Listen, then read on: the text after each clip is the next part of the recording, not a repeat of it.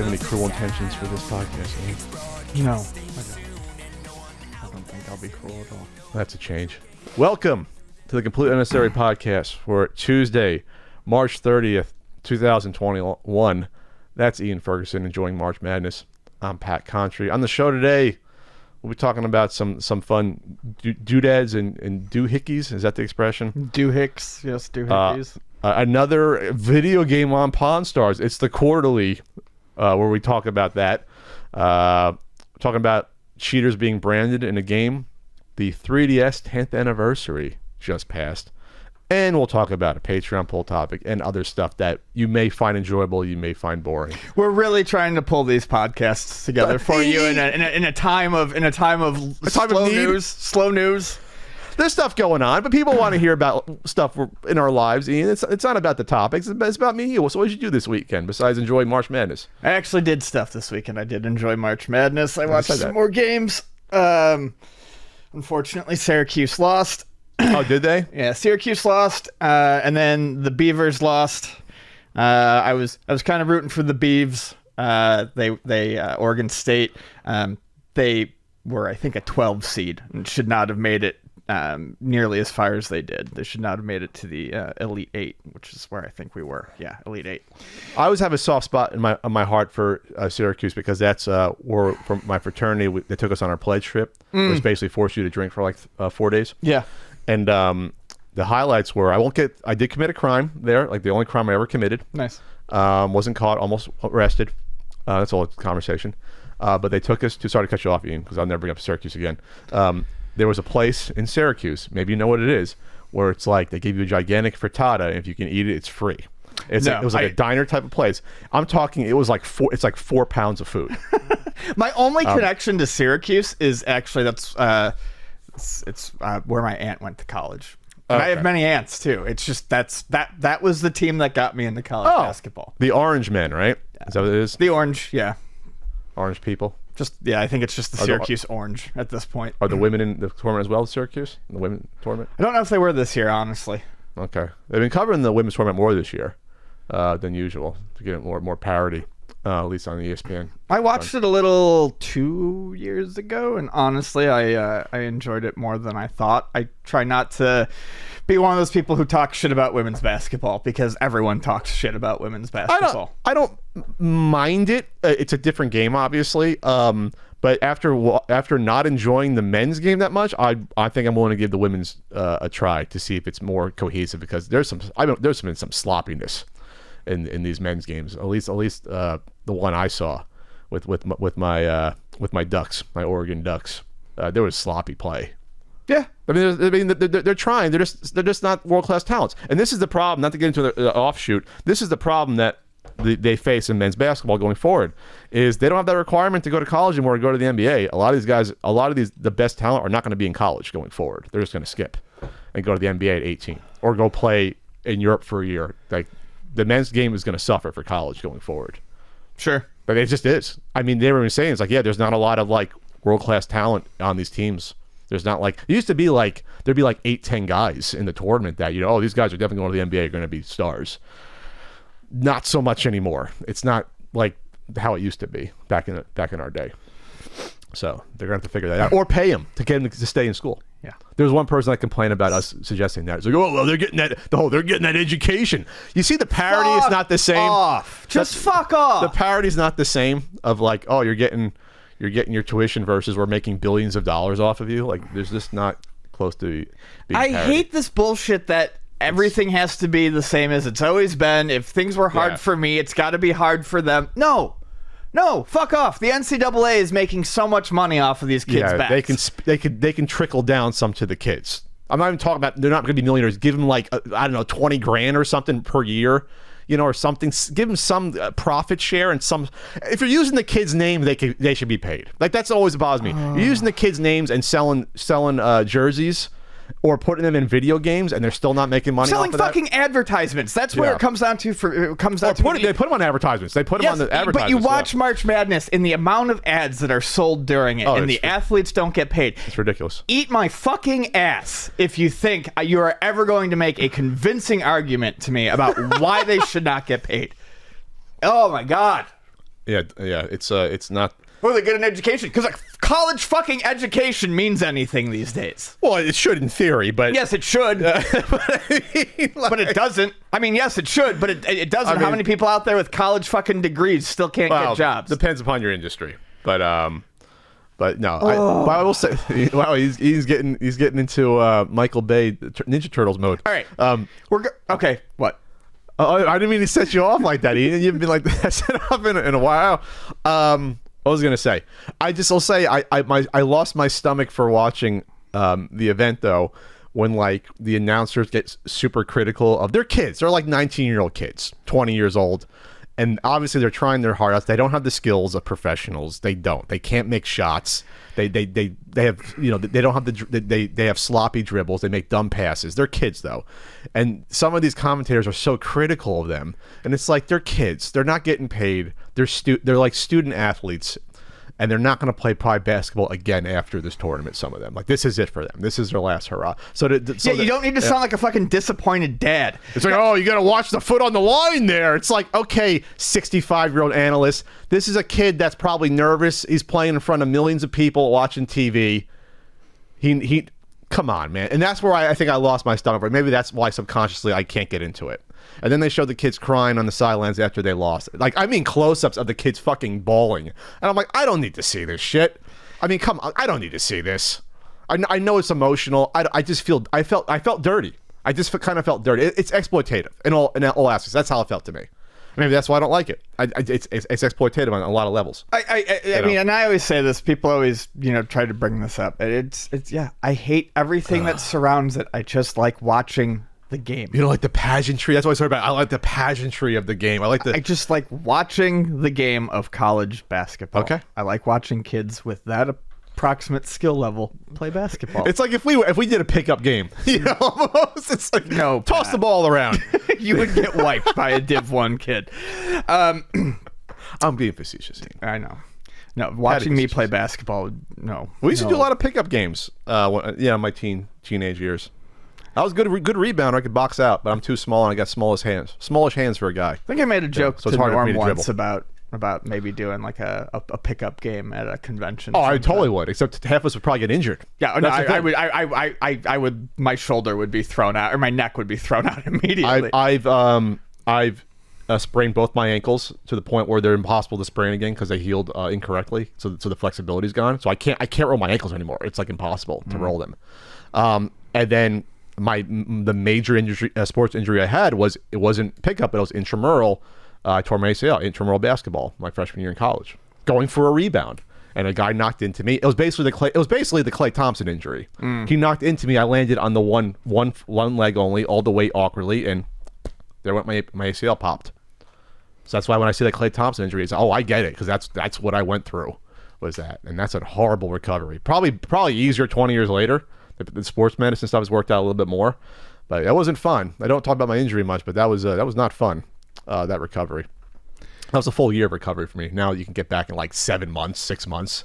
Sometimes with like, obviously if you're a professional athlete, it's a lot better. But yeah, it's a tough one. ACL and the good old Achilles, which the people are suffering now. Those are the two biggies. So what else did I do this weekend? Played a lot of Monster Hunter. Monster Hunter came out on the Switch. I love that series. That's behind on my Patreon writing, but that's what I'm trying to do. I'm trying to put together like maybe like a beginner's guide to it, since I've seen a lot of people who always want to get into Monster Hunter, but the first few hours you're playing Monster Hunter can be very rough. The game it's not an overly complex game once you get into the actual gameplay loop of Monster Hunter, but they throw a lot of stuff at you early on. Lots of ins, lots of outs. Lots of different ways. There's different crafting, different quest lists, and a lot of people just throw you in the pool. A lot of people bounce off of it pretty hard. But it only takes a couple hours to get used to it, and then it's really, really fun. But I have a feeling it's going to sell like crazy on the Switch. It was on the Switch before this? It was. But the one that they put on the Switch before it was an enhanced version of one of the 3DS ones, Generations Ultimate, called XX in Japan. It's good. I liked it, but it was definitely... It came out after Monster Hunter World came out for the PlayStation 4, the Xbox One, and the PC. And Monster Hunter World really kind of modernized it a little bit, made some big changes, I think, that helped people get into it. Big changes. Big changes. But the one that they put on the Switch was an older style one that was harder, I think, for people to get into. This is definitely more in line with World, a bit easier to get into. But yeah, there's still a learning curve. But yeah, it's great. I've played far too much. I love making the armor for my little dog and my cat. They fight with you? They paw? They fight alongside with you. They paw at the monsters? You can ride the dog around. How big's a dog? It's like a Saint Bernard? It's big. Big dog. Big dog. And never ending story dog? And then Vonnie and I have been like catching up on TV. We finished watching Korra the... I almost said Korra the Explorer. I was going to say, Korra the Explorer? Is that a thing? Is that a sequel? Avatar: The Legend of Korra, which was really good. And then randomly we started watching... we watched the first few episodes of of Invincible that just was put on Netflix, I believe it is. Invincible was it's Prime, I think. Okay, it could have been Prime. No, I don't know. Whatever. I think it's Prime. I saw commercials before I fell asleep watching... I watched I listened to the waves. So sometimes there's ads. Prime, Invisibles. Let me say. Invincible. Yeah, it's on Prime. Okay. She fired it up. Actually, pretty good so far. I enjoyed it. I never read the comic, but I am familiar with Kirkman's work. I'm familiar with The Walking Dead. It's kind of like so far it seems like kind of like a teenage story. There's like some high school drama and stuff like that, but it's very, very violent. That's the thing about it. It doesn't... Like The Boys? Yeah, it doesn't...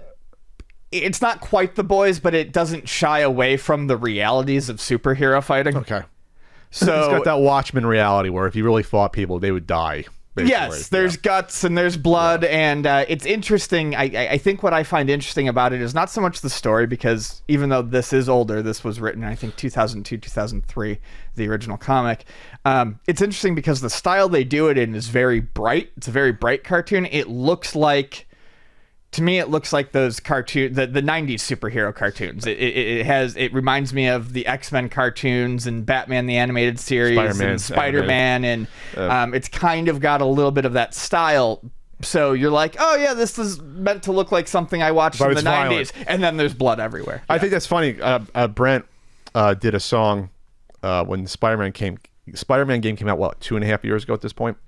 Just how you are murdering everyone as Spider-Man. Like if Spider-Man was really fighting these guys with the stuff he's doing, swinging around things with his weapons, crashing into people, and doing these ridiculous spin kicks in people's heads, he would be knocking people's heads off. It's like you have to be so restrained if you actually had these powers. You can't just go around punching people. You would crush their faces in if you punch them. It's funny because the difference, like Vonnie and I just watched 4 seasons of Korra, finished it, it was great, but it's a kid's show. I mean, this one was a little bit more mature in its themes than, say, Avatar: The Last Airbender was. But this is the follow-up. It was a little bit more mature, and it's a little bit more realistic about the realities of war and fighting and stuff. But still, like, you just see entire ships get blown up, and then it's like, like G.I. Joe or whatever. Yeah. The next scene, everyone's just floating around. Like they're totally fine. They jump out of the Rattler, the Cobra Pod, before it gets shot. Yeah. There's a guy who was basically trying to destroy the world, and in your head or in another show, you're thinking, oh, this person's probably dead. But then, like, they find out a few episodes later, they can go be visited in prison. Oh, great. Yeah, keep it light. Speaking of that, did I mention WandaVision? I finally watched it. Did I say that? Oh yeah, I he mentioned it to me. I don't think he mentioned it to get the taste out of my mouth. That's right. I didn't mention it because we're running long. To get the taste out of my mouth after watching Zack Snyder's Justice League, which, by the way, the black and white version now you can watch with an I think they put an alternate Joker take at the end or some bullshit. Anyway, so WandaVision it was better than I gave it credit for originally. Talking about it, it was good. It wasn't just a setup for the future. they subtly reference the future, like, oh, basically, do you realize what you've done, Wanda? You've probably created, without saying it, you've probably created alternate realities now because now you're too powerful. Like, they opened the door to the Doctor Strange movie next year, and I guess the Spider-Man movie that's coming out at the end of the year is also a multiverse movie. So, like, this is the subtle gateway to that. But, boy, is it padded. I'm tired of them padding out these series. I bitched about that with Jessica Jones, how it was like 4 episodes too long originally. This was a 10-episode series. It could have been 7 or 8 episodes. It's like once you get to like episode 7 or 8, it's like you can see it like they're just really dragging the damn thing out at that point. Hopefully, Falcon and Winter Soldier is not like that because the first 2 episodes have been fantastic. I mean, it looks like so does WandaVision, but this is like it's a movie. It's like a movie broken up. It's like the effects are so good. These would pass for a regular, release in a movie theater for that. So I'm really into Falcon and Winter Soldier so far. They release, I think, every Friday. So I think it's only 6 episodes though. Falcon and Winter Soldier, and Sharon Carter comes back this Friday. Haven't seen her. We haven't seen her since Civil War. They they tossed her to the side.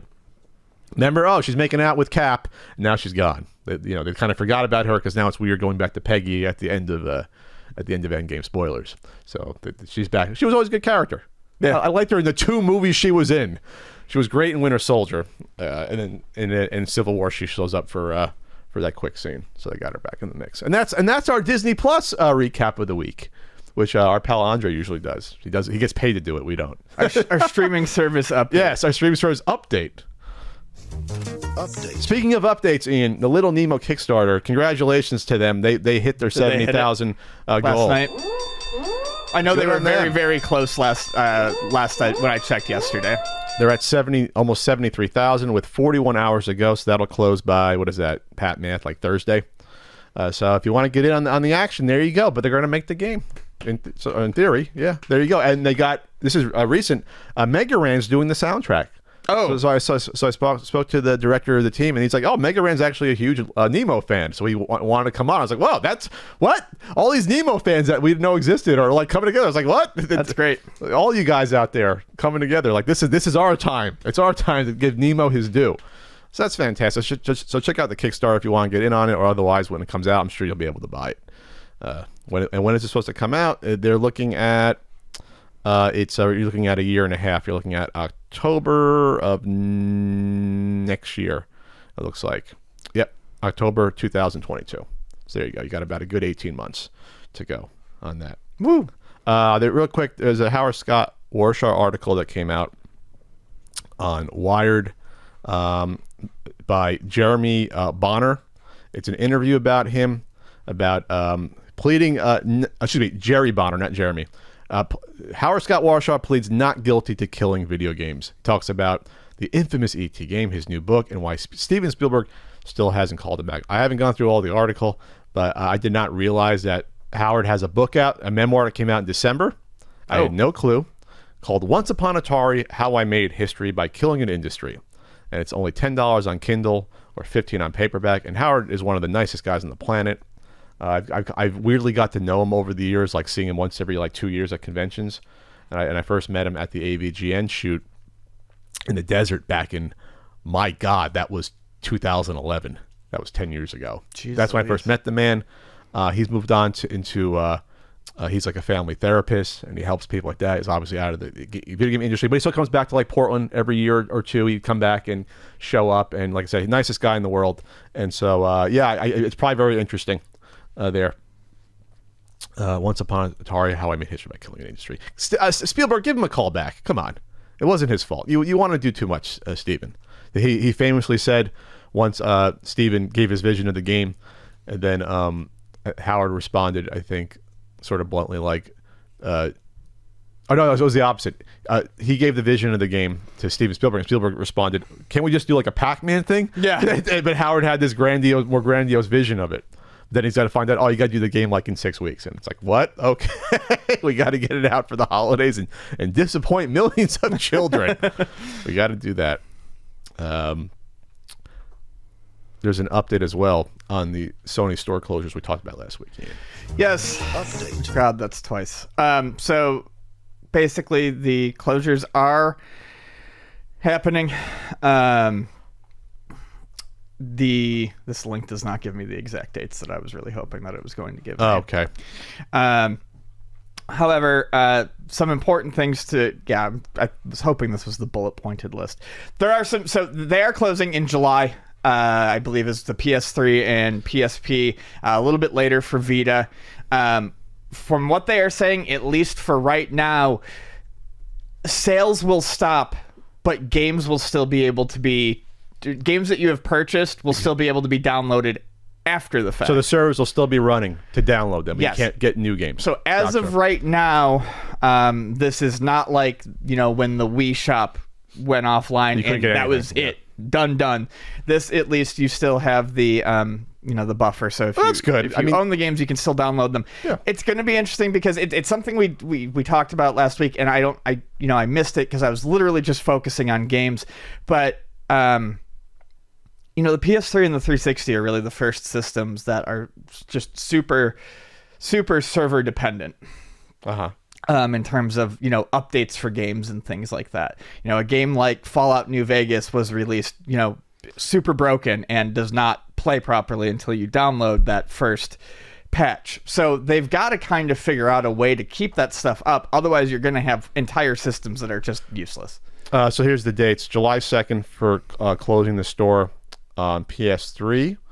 And then for the handhelds, for Vita, it's August 27th. So you get another almost 2 months to do it. Is PSP closed with the PS3 or with the Vita? It's not on this listing here. I'm assuming it'll be the same for PSP and PS3 since they're the older ones, maybe? I think so. And from what I read, the web stores are already gone. They already shut those down. So like you used to be able to like access things on the web store in a browser. Those are gone. They already shut those. It's only through the console now. Gotcha. You can get it. Because people were talking about that on Twitter. It's like, well, if you want to even check out like a trailer for something, the listings for those games are already like gone off the web. So it's like, okay, well, who's doing that anyway? But it's just, Yeah. Yeah, it's interesting. That's where we're at. But going forward, this is going to be the norm.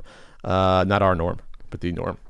Who I caught on the phone yesterday. Norm's doing well. Hey, Norm. He gave me the skinny on the new next episode coming up. I won't spoil that for you. Oh yeah. Got the inside skinny there.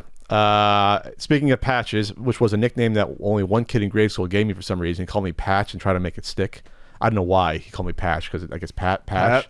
It was literally one kid that said, "Hey, you're Patch. Hey, Patch." And I'm like, his name was David. I'm like David. Like, why do you call me Patch? Oh, it's like the name for you. I'm like, I don't have one eye. I'm not a anyway. That's what brought me back. There's a giant patch for Cyberpunk. Cyberskunk could be a nice game. Cyberskunk would be like a 3DO game. Yes. Cyberpunk had a massive 33 gigabyte or so patch come out yesterday, an update patch. And I was talking to Ian before that, like on my phone, I couldn't scroll through it. It's hundreds of items that they've updated, individual mission things, bugs. Then at the end, it's like, oh, here's the updates for making sure you can basically play the game better on a past console. It's at the end. It probably doesn't fix it 100%, but this is probably where they should have been back in December when they released the game. For the amount of things I saw, Ian, that was like common sense. Well, the NPC character's dead, but it's still moving around. Like, these are like major bugs. These aren't just like random things, a lot of this. So there you go. Well, hopefully it has a life past like No Man's Sky did, and people enjoy it and enjoy it. But my God, they couldn't wait till like now to release the game. They couldn't just wait like 4 months. Yeah, give me the profits now. I want them now. Yeah, they had already delayed it, and I don't think they were breathing down their neck. Got to get it out. Those stockholders. Yeah, that's about it. I won't forget about you at ultimatenintendo.com. Won't forget to send you books, enamel pins, RBI baseball stickers. I sold a couple yesterday, if you so please. Right there. Ian's excited about that. Did you have a sticker? Do you want to put one on? Oh, yes, there's no room on the back there. No room anymore. Yeah, sorry about that. It's a good game. I'll be on Twitch. It's been every Wednesday, almost a year, Ian. I think we're coming up to week 50 tomorrow, I believe. Wowzers. Twitch.tv/CountryCode. I usually begin around roughly 7 p.m. Eastern, 4 Pacific, or 4:30 Pacific. I go for 2.5 hours, and people have fun. I figured out how to make the emotes, those emotes, and they're fun. And Ian will never stop in. It breaks my heart. Oh, and on Cameo, cameo.com/PatCountry. I'll give you a shout out, a hello. I will not show you my feet. Now I'm getting people I got one person who sent me a request saying, Pat, I will not ask you to show your feet, but request something. I'm like, oh, thanks. So now it's a thing. Did you see that some sort of the Suicide Squad trailer, Ian? I did, and I don't remember anything about it. It entered one eye. It entered my eyes and left out my ears. But I mean, it looks okay. It looks good. I think it looks fun. You got a good director. You got John Cena's massive arms in the trailer. Holy shit. John Cena's always amusing to watch in movies. My coworker and I were talking about this the other day. A lot of times wrestlers are like make pretty good like actors. The fun actors to watch. Roddy Piper was fun to watch as an actor. The Rock has always been fun to watch as an actor. I mean, nothing special, but fun.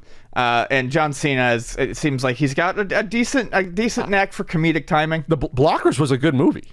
Did you see that? No, I did not see that. That's a really good movie. Yeah. And like I know you liked it. It was surprising me because it took the perspective of losing your virginity, but from high school girls, not boys. Right. And it was Ike Barinholtz. John Cena was the second father, and I forget the third off the top of my head, but it was surprisingly good and well written. It had some heart. It was an R-rated comedy, but there was some heart to it. That came out like 3-4 years ago. I've lost track of time. But Cena to me is a good actor because he's willing to, the expression, show ass. It's like he's willing to look like a buffoon in the movies. Yes. Something The Rock is not done nearly to the extent, especially the past years. But anyway, so yeah, they bring back, Rick Flag, Harley Quinn's back. You have Amanda Waller. Was that Viola Davis, who was good in the first one, from what I remember. The first one's a bad movie. And then you have the Boomerang guy, who was Jai Courtney, I think is his name, Jay Courtney, who was actually pretty funny in the first one. So there's like 20 characters, so a lot of them are going to get killed probably, which is part of the Suicide Squad, right? They're like C-list villains, B and C-list villains that come together to save the world or do a mission, which is a good it's like the Dirty Dozen, but supervillains. That's basically what it is. It's a good idea. No, it's a great idea. The first movie was horrible, and they show this King Shark character eating people in the trailers. Oh yeah, that's right. So they're leading into the goofiness of some of these villains, and then instead of Will Smith back, they were going to originally recast with Idris Elba, but Idris Elba's like, I don't want to take Will Smith's place, so they basically made a different character called Bloodsport. Yes, is his name. So, but it's basically, it's like the Deadshot character. It's kind of like he has guns and stuff. But so you got Idris in there. You got a good cast. You got the guy who was the last Doctor Who in there. I forget his name. It's a really good cast. I can't say I'm excited for it, but I will definitely watch it and give it a shot. Yeah, when you look at the people in it, Michael Rooker's in it. Yeah, it's tons the cast. The cast is what has made me want to watch. Taika Waititi, the director's in it. I'm looking at the names of some of these people. Joel Kinnaman's in it.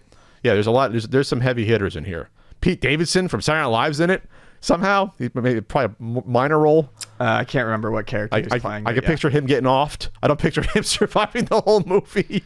So anyway, Nathan Fillion's in it. Really? Yeah. I didn't even see him in the trailer, unless he's just doing a voice of someone.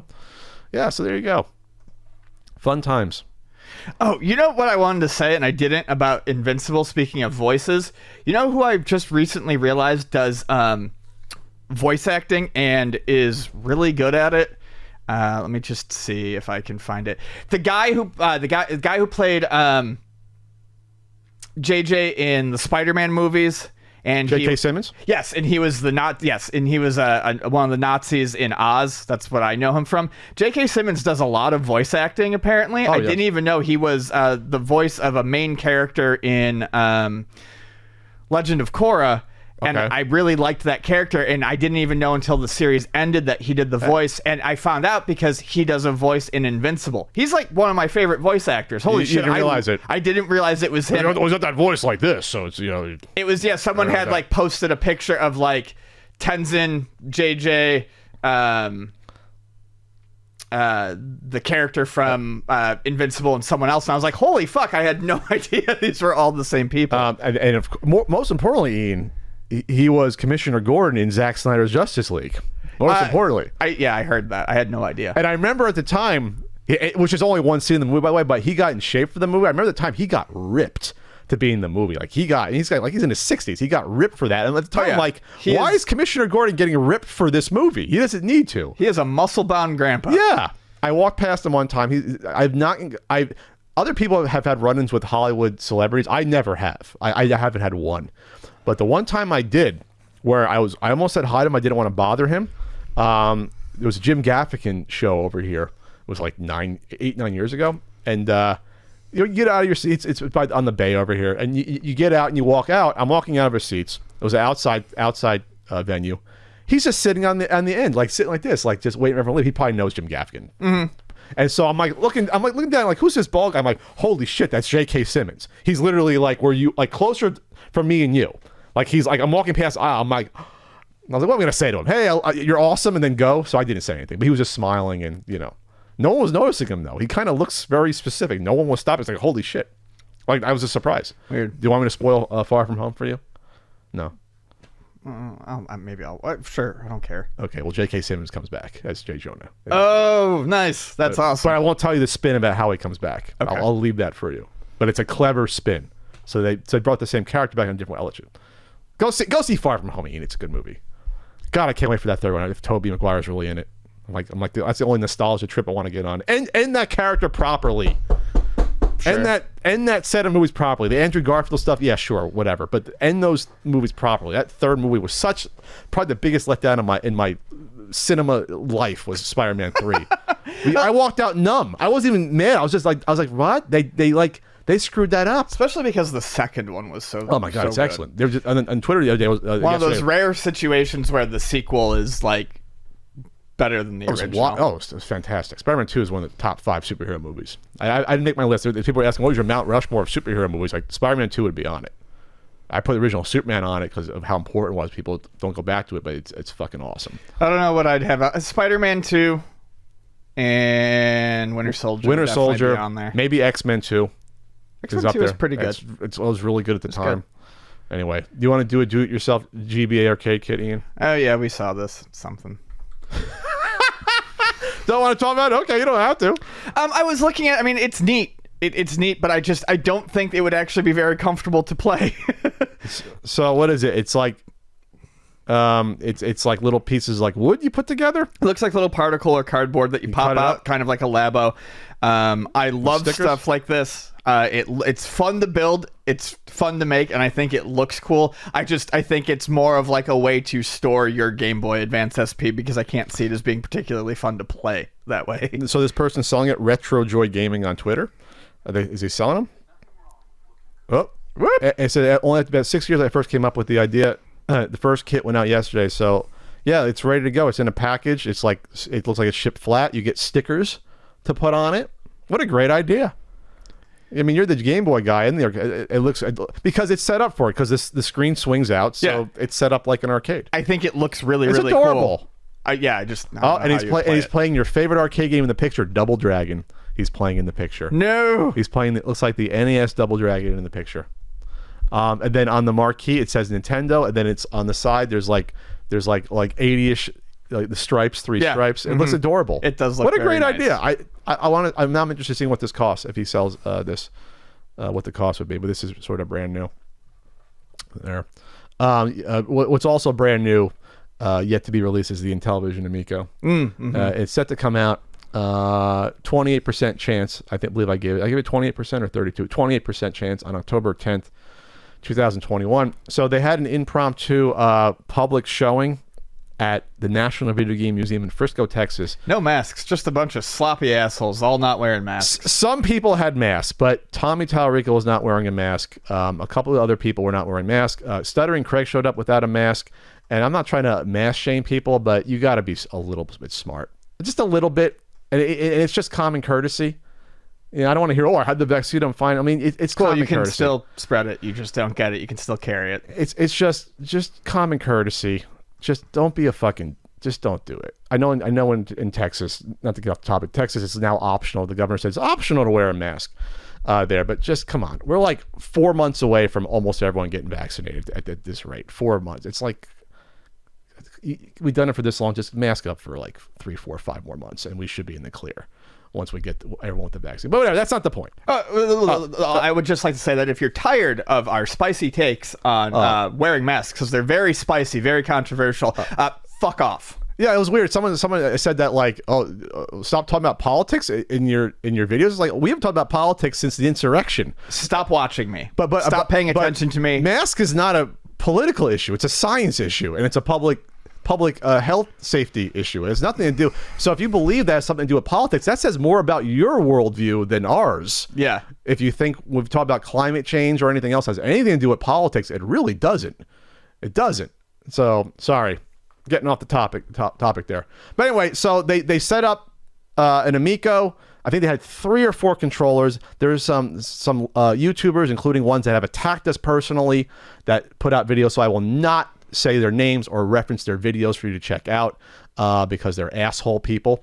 But from those videos, you gathered a few things. But first off, why do this? Well, their round of public funding on Republic goes off in 2 weeks on April 15th. So Tommy had, like, in the background, you can see like a professional videographer in there. They're trying to pump up to get the last funding going. That's why they're doing this. There's no reason to hold a public event like this far out, especially in this sort of environment like this on short notice. But they're trying to squeeze every little last drop of blood out of the investors that they can. And don't worry, we'll get into the investing at some point. We never talk about the investing and how bad it is and the details. That's on a Randy. We're going to do that. But they showed off some games there. They showed off a few controllers. It was being played on the GTO Red version of the console. Ian, you know how we like these consoles to have multiple colors. That's such a great idea. Definitely necessary. So what are the takeaways here, Ian? What were your takeaways after looking at a little bit this? Did you have any main takeaways? My main takeaway, something that I thought was interesting, was that the 2 games that were shown, that were determined. Well, I think there was probably more, but the Dynablasters and Rigid Force Redux. Yeah, they showed several games. They showed skiing. They showed. They didn't show cornhole, I don't think, which we'll get into. But skiing we've seen before. Sure. But Dynablaster and Rigid Force Redux are not exclusive games. Not by any stretch of the imagination. So I want to know what the state of the games that are being made for the Amico that are truly exclusive. I want to know what the state of those games is. It's interesting to lean on games that already exist for other platforms, because if you didn't know this, Dynablaster is not an exclusive to Amico. As much as they love to say everything is an exclusive, you can go to the Dynablaster website and you can clearly see that they are throwing this game at literally everything. App Store, Amazon, Google Play, Switch, Mac App Store, available on Windows, Xbox, and Steam, and Amico. So there's 9 ways you can play this game. There'll be 9 different platforms to get this game. Yeah. So that's not exclusive. The ones that definitely will be exclusive, though, are the ones that certain German developers are doing from the Bavarian grant money we referenced about. Like they helped get these produced, like the skiing and Shark they showed there. So there are ones that are probably close to finish because they had money to work on those over like a year and a half ago. But you're right about the ones that were specific. So 2 things I'm going to talk about here real quick about what they didn't show. I wanted to see motion controls being shown on these games, because that's one of the sort of the lean-ins on this is that we want to replace the Nintendo Wii. You want to be able to play cornhole. Like, cornhole is going to be a packing game. Right. I want to see that functioning. I want to see the motion controls functioning for a game like that. Yeah, we have yet to see any of the supposedly game-changing things you can do with this controller. Yeah, that make certain games only playable with this controller. Yeah, I didn't see any of the interactive light stuff to be like, oh, a game, whatever. We know that's going to be tacked on for maybe the Bomb Squad game, and they'll try to figure out. But I want to see the motion controls. That's a major component for something like this. Didn't see that. And then the other thing I was going to say, based upon 2 games, there was 2 games clearly shot by a YouTuber with the controller in the shot at the same time you see the screen going on. So, we brought up the thing called lag that the system had clearly on the Astro Smash video from months back, and then the Finnegan Fox one, infamously, what was that, like 6 to 8 weeks ago, where people were trying to deny, but then Tommy even said he was trying to troll Ian and me by flipping the controller. So I wanted to see if there was lag still here, and boy, is there lag still on this controller. And if you frame step this is a 30 frames per second video. If you frame step this, you can see in two games. In Dynablaster, you can see it, and you can also see it in the Rigid Force Deluxe. In Dynablaster, it is clear as day. that when the person moves, it's a delayed reaction. And most importantly, how you can tell something has lag. Well, what happens when your finger comes off the controller entirely, if you want to be technical? There's points in time when the finger comes off the controller, the character still walks down after the person's hand is off the D-pad. It is clear as day. It is not a conspiracy. Either you believe us or you think we're lying. That's what it comes down to. Or believe your own eyes when it comes down to it. There is still an issue with the lag when it comes to this controller. And on Rigid Force Deluxe, Ian was looking at it. I was looking at it. Ian, you were going to give the benefit of the doubt when it comes to the shooting on there. But what I was seeing when the finger, first of all, using the touchpad to shoot is going to be an awful experience to use, not using a face button, using the touchpad. When the thumb comes off of the basically, I guess it's a fire function. The finger comes off of it. It still fires for about 10 frames afterwards. Ian, you said on some games that though you're giving the benefit. Some games when you fire, it fires off a whole salvo of bullets. Sure. I mean, a lot of top-down shooters do it particularly. But I also looked at the movement. Ian, if you want to look at it as well, I'll point out the movement as well. And I put together a little video for us to look at. There's part of the video where notice frame step it at like 4 seconds in when the ship goes to the top left of the screen. It kind of floats up to the top left of the screen. You can clearly see the user's thumb is on the bottom right pad. It's at about 4 to 5 seconds in on this video, and the ship just floats to the top. Do you see that? Mm-hmm. I saw it earlier when you were. I mean, yeah. It's plain as day. The ship floats up to the top left, and the person is not pushing to the top left at all. I mean, at all. It's clearly 8 to 10 frames behind. It's not matching up. The movie's not matching up. And you're saying, well, if you can't tell in fast motion, what's the big deal? You'll tell when you play the game. Oh, sure. Playing shooters with any amount of lag is extremely difficult. You can't do it. You have to be precise.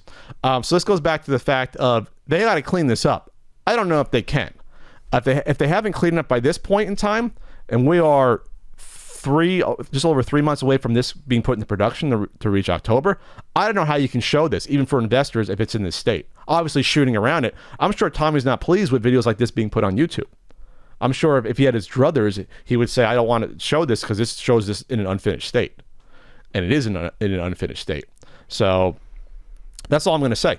I don't know if they have the manpower and the expertise in order to basically what they got to do is write their own proprietary, if you're talking to people and experts, people above my pay grade, you have to write your own proprietary sort of tech in order to have a controller like this, not have significant lag with the game console. Because what's happening here is you're running Android, out of the box Android, right. And you're running not just one OS, you're running two OSs communicating with each other. You're right. You have one on the console and one on the controller running independently. That forces more lag than you would want. Someone like Nintendo with like the Switch communicating, they're a company with the manpower and know-how in order to write their own code in order to minimize lag. This company obviously is not there. So I don't know if this is easily solved or not. They got 6 months to figure this out, to ship this, because in this state. If you think we're being harsh, if you think IGN or GameSpot gets a hold of a console with 10 frames of lag, they will rip it apart for a game that requires twitchy movement. They'll straight out say these games will be unplayable, and that'll be the end of it. You won't get a second chance. Am I being crazy? No. I just want to make sure. I look like am I crazy when it comes to that? It's bad. I mean, this is why. Pretty much anything dissenting or asking hard questions is removed from the Intellivision Amico Reddit. I get more and more, not just insulted, I feel more and more bad. I feel bad. I don't feel bad for the people on YouTube who are ignoring these things for whatever reason, whether they think that staying in Tommy's good graces is a benefit to their career. It won't be. He'll toss you out as soon as he's done with you and doesn't have any use for you anymore. But I feel bad for the people that honestly want to get a console and put down their pre-order money, that actually want something that's going to be working and it's going to be fun and it will not be abandoned within a year or two after it comes out. I don't want people to be taken for a ride to put their money in. And to be honest, and that's where I sort of turn back to. I feel bad for those people. Those people that aren't paying attention to any of this stuff. They're not realizing the state that this is in. Sure. They're not on social media. They're not following the 7 to 10 interviews that Tommy does per week on YouTube. And I might be undercounting that for some weeks. The people that are normal and balanced and aren't involved with this as a profession or as a hobby that just said, oh, I saw this Intellivision thing. I had that back when I was 6, 7, 8 years old. I want to get the upgraded one. I think it might be fun. And they're going to get potentially a shit product. Those are the people I feel bad for. Those are the real losers when it comes down to this. The investors are going to lose as well, but that's a whole other conversation. And then the investors, some of them should know better, but that's a whole other conversation when it comes down to it. So, yeah. So if you want to play a Dynablaster or a Rigid Force Redux, go play it on a console or a platform where you will not be experiencing issues, and that'll definitely be in your hands sooner. You can get Rigid Force right now on Switch. No need to wait. You can get it right now.